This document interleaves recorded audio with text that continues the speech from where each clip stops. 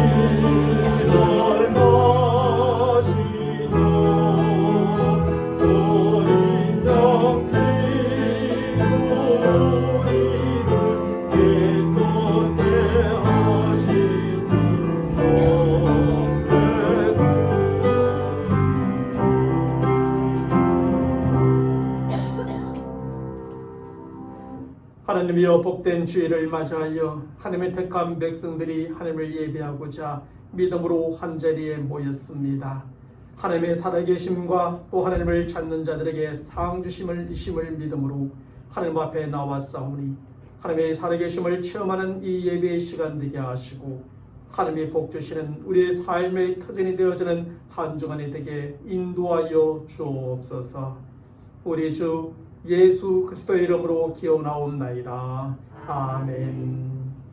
전능하사 천지를 만드신 하나님 아버지를 내가 믿사오며 그 외아들 우리 주 예수 그리스도를 믿사오니 이는 성령으로 잉태하사 동정녀 마리아에게 나시고 본디오 빌라도에게 고난을 받으사 십자가에 못 박혀 죽으시고 장사한 지 사흘 만에 죽은 자 가운데서 다시 살아나시며 하늘에 오르사 전능하신 하나님 우편에 앉아 계시다가 저리로서 산자와 죽은 자를 심판하러 오시리라. 성령을 믿사오며 거룩한 공예와 성도가 서로 교통하는 것과 죄를 사하여 주시는 것과 몸이 다시 사는 것과 영원히 사는 것을 믿사옵나이다. 아멘. 우리 다 함께 생명의 찬양 7장 고개 들어 주를 맞이해 찬양하겠습니다.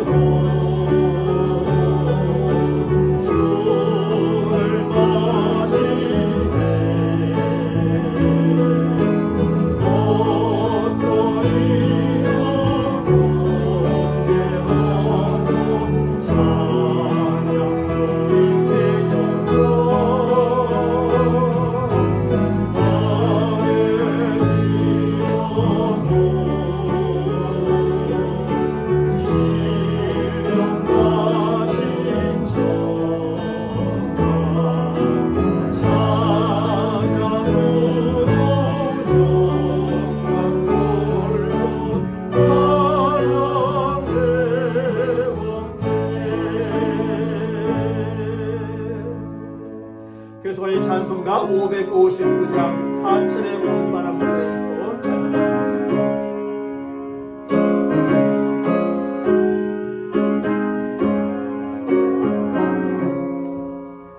사천의 봄바람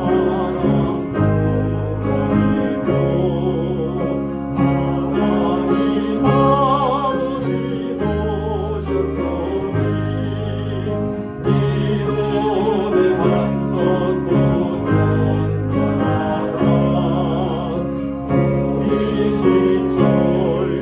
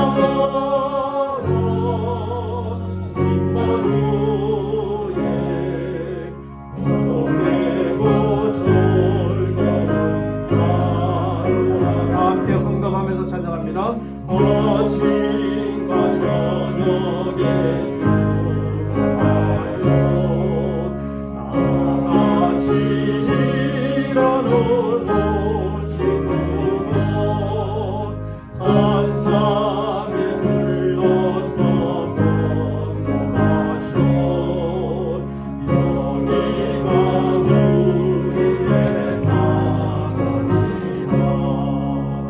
고마워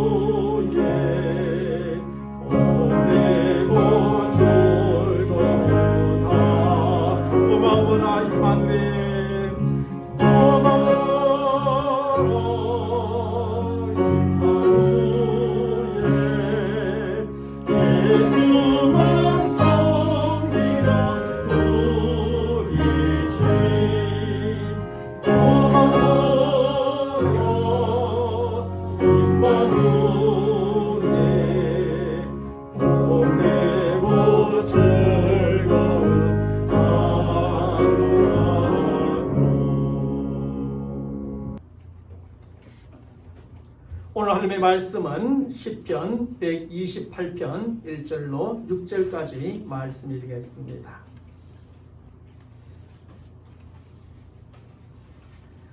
오늘 우리가 함께 생각해 볼 하나님의 말씀은 시편 128편 1절로부터 6절까지 말씀입니다. 제가 여러분들에게 읽어 드리겠습니다. 여호와를 경외하며 그의 길을 걷는 자마다 복이 있도다. 내가 내 손이 수관대로 먹을 것이라. 내가 복되고 형통하리로다. 내 집 안방에 있는 내 아내는 결실한 포도나무 같으며 내 식탁에 둘러앉은 자식들은 어린 감람나무 같으리로다. 여호와를 경외하는 자는 이같이 복을 얻으리로다. 여호와께서 시온에서 내게 복을 주실지어다. 너는 평생에 예루살렘의 번영을 보며 내 자식의 자식을 볼지어다. 이스라엘에게 평강이 있을지로다. 아멘. 설 명절을 맞이하며 또 부모님을 뵙지 못하고 일가 친척을 뵙지 못하는 가운데 많은 분들이 자기 가정에 머물러 있었습니다. 그런데 불구하고 우리가 말씀을 통하여서 또 믿음으로 이 말씀을 받고 이 말씀을 두고 기도할 때 오늘 시는 하나님의 복 주시는 가정이 저와 여러분의 가정과 가문에 그대로 이루어질 줄로 믿습니다. 오늘은 그 믿음으로 이 말씀을 준비하여 여러분과 함께 나누고자 합니다. 사랑하는 성도 여러분, 이 세상에서 가장 아름다운 것이 무엇일까요? 신앙인들은 세상에서 가장 아름다운 것을 믿음이라고 말할지 모르겠습니다. 청천남녀는 세상에서 가장 아름다운 것을 사랑이라고 말할지 모르겠고, 용감한 군인은 세상에서 가장 아름다운 것을 평화라고 말할지도 모르겠습니다.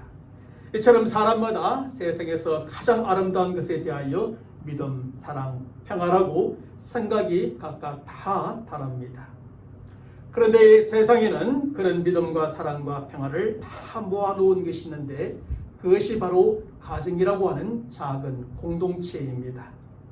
그러므로 세상에서 가장 아름다운 것은 서로 신뢰하는 믿음이 있고 사랑이 넘치며 평화가 있는 가정인 것입니다. 그런데 요즘 하우스는 있는데 홈은 없다는 말이 있습니다. 다시 말하면 이것은 건물로서의 집은 있는데 가족으로서의 가정은 없다는 뜻입니다. 왜냐하면 많은 사람들이 행복한 가정보다 좋은 집을 얻는데 더 많은 관심을 기울이고 있기 때문이지요. 좀 더 큰 집, 좀 더 좋은 집, 좀 더 비싼 집을 소유하는데 온 힘과 정성을 쏟고 재산과 시간을 투자하고 있기 때문입니다. 그래서 요즘 아주 크고 참으로 좋은 집을 소유하고 있는 사람들은 많습니다. 수십억 아니 수백억이 넘는 대단히 비싼 집을 소유하고 있는 사람들도 꽤 있습니다. 하지만 단지 건물로서의 집이 아닌 가족으로서의 가정을 가진 사람들은 그리 많지 않다는 것입니다. 서로 신뢰하는 믿음이 있고 사랑이 넘치며 평화가 가득한 그런 가정을 가진 사람들은 그리 많지 않습니다. 더 큰 집, 더 비싼 집을 소유하면 가정도 행복해질 것이라고 생각하는데 결코 그렇지만은 않습니다. 인간의 마음과 영혼은 물질로 만족할 수가 없습니다. 부자가 된다고 인생의 근본적인 문제들이 다 해결되어지는 것도 아니지요. 큰 집, 비싼 집에 산다고 행복해지는 것도 결코 아닌 것입니다. 물론 그럴 수도 있지만 반드시 그런 것만은 아니더라는 것입니다. 그래서 다음과 같은 멋진 표현의 글도 있지 않습니까? 돈으로 편안한 침대는 살 수 있으나 단잠은 살 수 없습니다. 돈으로 좋은 음식은 살 수 있으나 식욕은 살 수 없습니다. 돈으로 예쁜 옷은 살 수 있으나 고상한 인격은 살 수 없습니다. 돈으로 아름다운 외모는 살 수 있으나 정결한 마음은 살 수 없습니다. 돈으로 좋은 집은 살 수 있으나 행복한 가정은 살 수 없습니다. 자동차 왕이라 불려지는 헨리 포드는 가난한 농부의 아들로 태어났습니다. 시골에서 초등학교를 졸업한 후 그는 성실하게 일하며 세계적으로 유명한 헨리 포드의 포드 자동차 회사의 총수가 되었지요. 하지만 대기업의 총수가 된 후에도 그는 옛날 가난한 농부의 아들로 태어나 자랐던 고향에 조그마한 집을 지어놓고 검소한 삶을 살았다고 합니다. 사실 대기업의 총수가 살기는 너무나 작고 평범한 집이었습니다. 그러던 어느 날 포드가 살고 있는 집을 찾아온 친구가 아주 걱정스러운 눈빛으로 그에게 물었습니다. 이 집은 대기업의 총수가 살기에 너무나 초라하지 않은가?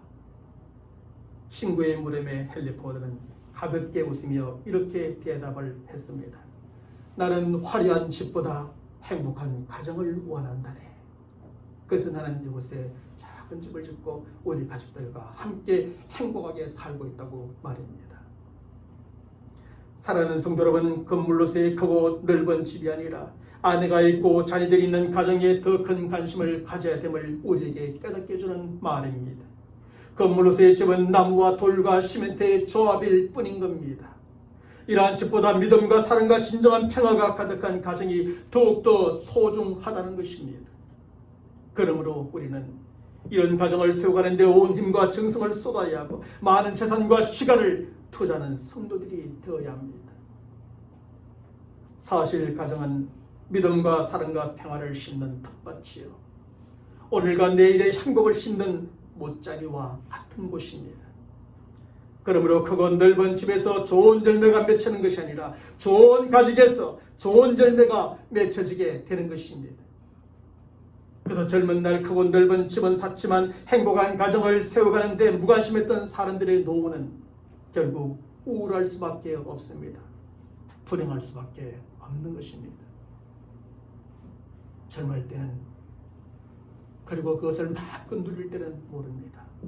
그러나 인생의 말년이 되어 이제 정리할 때가 되어지면 왜 내가 행복한 가정을 세우지 못했던가 후회하며 슬퍼하게 되지. 아무리 많은 것을 쌓아두고 자녀에게 물려주면 뭐합니까? 자녀가 그것을 감사하지 않고 부모의 뜻과 아무 상관없이 그것을 사용한다면 부모는 오히려 그것으로 말미암아 슬퍼할 수밖에 없고 걱정과 근심거리가 될 수밖에 없는 겁니다. 일본의 유명한 신학자 우츠무라 간조는 말하기를 가정은 지성의 천국이다.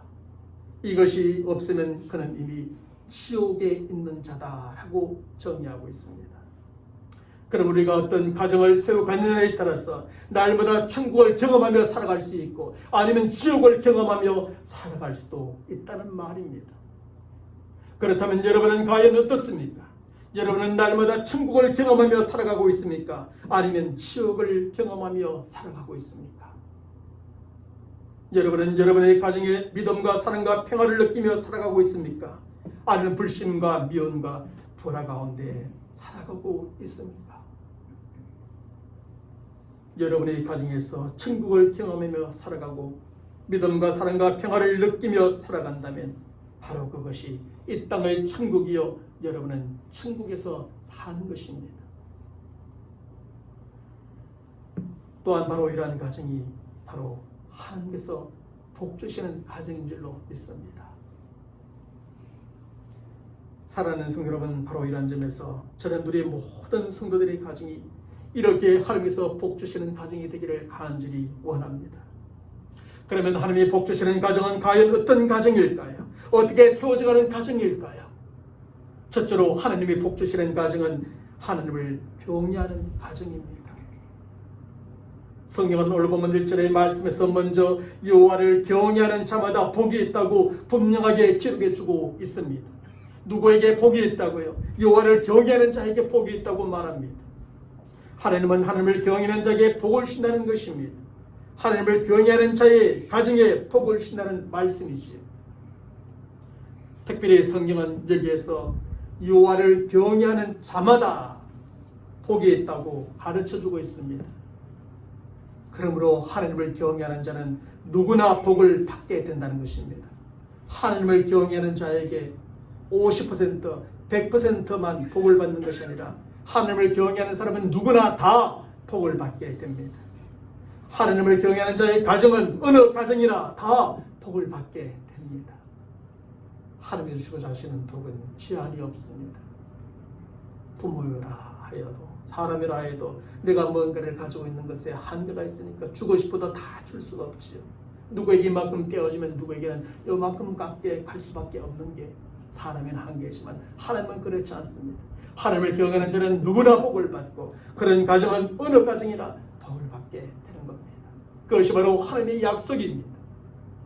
그러면 하나님을 경외한다는 것이 무엇일까요? 본래 경외라는 히브리어 단어는 하나님의 근위와 거룩하심에 대한 두려움과 공경을 나타내는 데 쓰는 단어입니다. 그러므로 하나님을 경외한다는 것은 단순히 하나님을 무서워한다는 뜻만은 아닙니다. 하나님을 경외한다는 것은 하나님을 알므로 두렵고 공경하는 마음으로 하나님을 섬기는 것, 그것이 바로 하나님 경외입니다. 하나님은 천지 만물을 지으신 창조주 하나님이십니다. 하나님은 온 우주를 다스리시는 통치자 하나님이십니다. 하나님은 거룩과 존귀와 영광으로 충만하신 분이십니다. 하나님은 지혜와 지식이 무한하시고 완전하시고 변함이 없으신 하나님이십니다. 하나님은 자비와 은혜와 긍휼과 사랑이 풍성하신 하나님이시죠. 하나님이 바로 이러한 분이시라는 것을 사람이 알 때 하나님을 경외하지 않을 수 없다는 겁니다. 두렵고 공경하는 마음으로 하나님을 섬기지 않을 수 없는 것입니다. 그리고 하나님은 이렇게 하나님을 경외하는 자에게 복을 주시고 그의 가정에 복을 주십니다. 성경 출애굽기 1장의 말씀에 보면 하나님을 경외하였던 히브리 산파들에 대한 기록이 나옵니다. 애굽 왕은 히브리 산파들에게 명령을 내립니다. 그것은 히브리 여자들이 여자아이를 낳으면 살려두고 남자아이를 낳으면 모두 죽이라고 하는 명령이었지요. 하지만 그때 히브리 산파들은 하나님을 경외함으로 애굽 왕의 명령을 어기고 남자아이들까지 모두 살려주었습니다. 그래서 저들은 비록 애굽 사람이 속해 있었지만 하나님의 은혜를 입게 되었고 저들과 저들의 가정이 복을 받게 되었습니다. 성경은 출애굽기 1장 21절의 말씀에서 저 히브리 산파에 대하여 산파는 하나님을 경외하였으므로 하나님이 그들의 집을 왕성케 하셨다고 기록해 주고 있습니다. 하나님은 바로 이러한 산파의 가정에 닫혔던 태의 문을 열어주셨고 저들의 집으로 하여금 왕성케 되는 복을 내려주신 겁니다. 하나님을 경외하였던 히브리 산파들에게 말입니다. 사도행전 10장의 말씀에 보면 하나님을 경외하였던 백부장 고넬료에 대한 이야기가 나옵니다. 고넬료는 유대인이 아니라 이방인이었습니다. 그 당시 이방인으로서 하나님을 믿고 두려운 마음으로 하나님을 섬긴다는 것은 참으로 쉽지 않은 상황이었습니다. 하지만 고넬료는 하나님을 경외하며 섬기는 사람이었고 그만이 아니라 그 가정의 모든 식구들이 하나님을 경외하며 섬기는 사람들이었습니다. 그리고 하나님께서는 바로 이러한 고넬료와 그의 가정에 성령의 충만함과 함께 구원의 은혜와 축복을 베풀어 주셨습니다. 하나님을 경외한다는 것은 이렇게 어떤 사람이나 상황보다 하나님을 더 두려워하고 하나님을 공경하는 마음으로 섬기는 것입니다. 애굽의 왕이나 다른 유대인들을 두려워하지 않고 하나님을 두려워하고 공경한 마음으로 섬기는 것입니다. 그것이 바로 하나님을 경외하는 것입니다. 세상의 것을 두려워하고 어떤 사람을 두려워하면서 하나님을 경외하며 섬길 수가 없습니다. 오직 하나님을 경외하는 자가 하나님을 바르게 섬기게 되고 하나님을 바르게 섬기는 자에게 하나님은 히브리 산파에게 백부장 굴리셨던 그 은혜를 주시는 겁니다. 사랑하는 여러분, 가정과 온 가정이 하나님을 경외하며 섬길 때 하나님은 복을 주신다 약속하십니다. 하지만 하나님을 경외하지 않으며 하나님을 바르게 섬기지 않을 때 가정에 문제가 생기는 것이죠. 오늘날 가정의 건의가 무너지고 가정의 질서가 깨어지는 것도 결국 하나님을 경외하지 않는 데서 오는 결과인 것입니다. 그래서 요즘 가정은 위도 아래도 없습니다. 그래서 가정의 부모의 건의, 가정의 건의가 깨어지고 가정의 질서가 깨어지고 있습니다. 그래서 요즘은 아이들이 상징이 되어가는 시대가 되어버렸습니다. 아이들 앞에서 부모, 할아버지, 할머니들이 꼼짝을 못합니다. 위로 하나님을 경외하는 가정의 질서가 깨어지니 가정의 질서도 다 깨어지고 마는 것입니다. 이 세상에 본래부터 불량한 자녀는 없습니다. 단지 불량한 부모, 불량한 가정이 있을 뿐이지요. 자녀들 중에서 가장 존경하는 사람이 나의 부모라고 믿는 자녀들은 비행을 저지르지 않습니다. 세상에서 가장 행복한 것이 바로 우리 가정이라고 생각하는 아이들은 가출을 하지 않습니다. 우리 집이 가장 행복한데 가출할 이유가 없죠.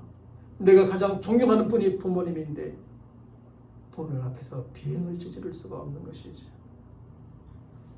결국 부모는 아이의 거울입니다.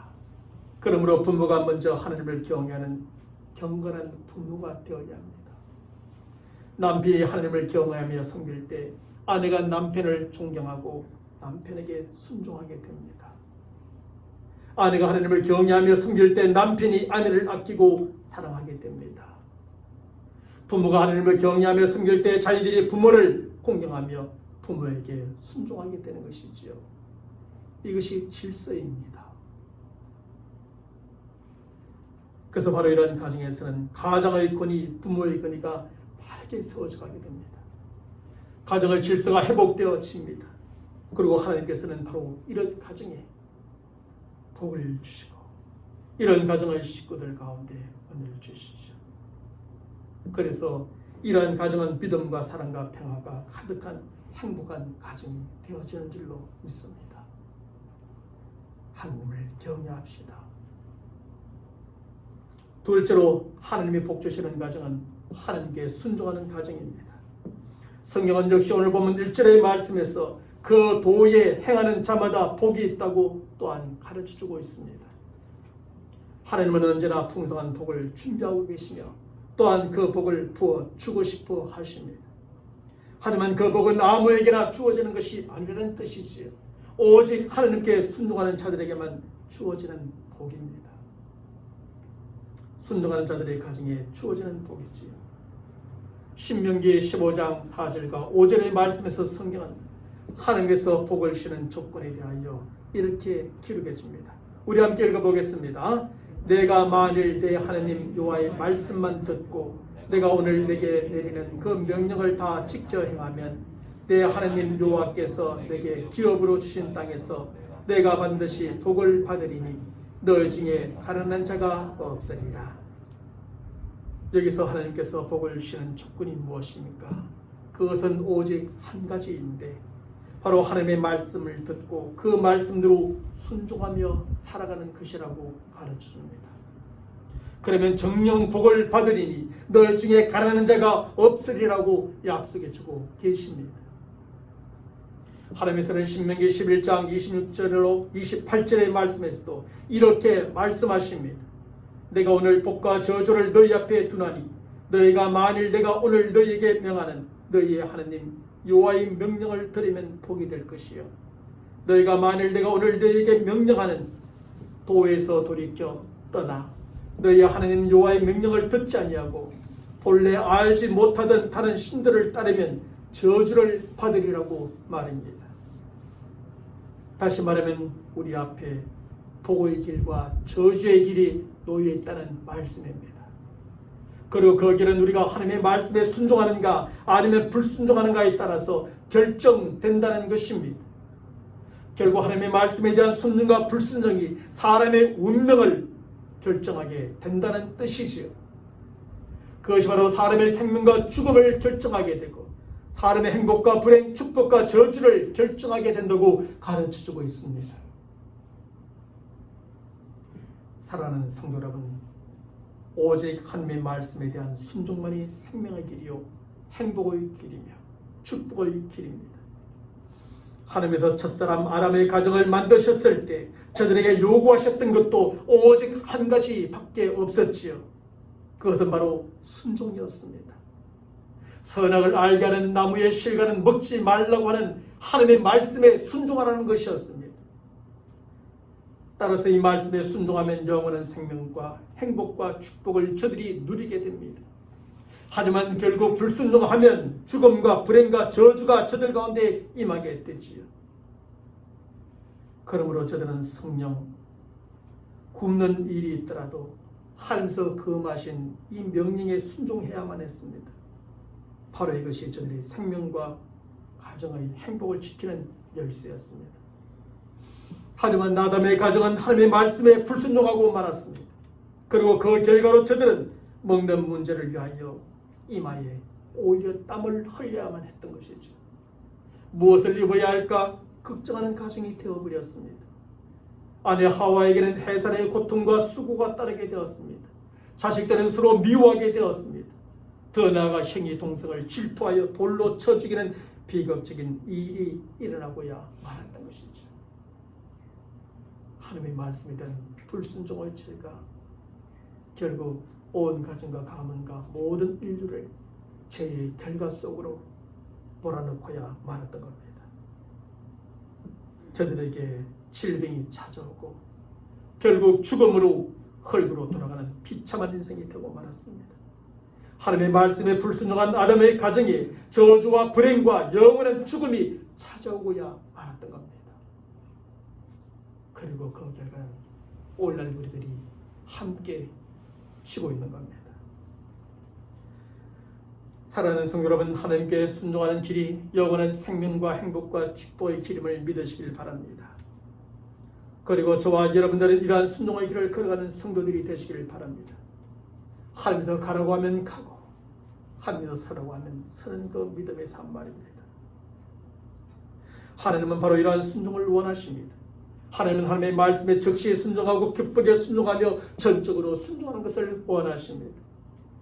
이러한 순종이 아닌 것은 모두 불순종이지요. 때늦은 순종도 불순종이고 투덜거리며 불평하는 순종도 불순종이고 부분적인 순종도 불순종입니다.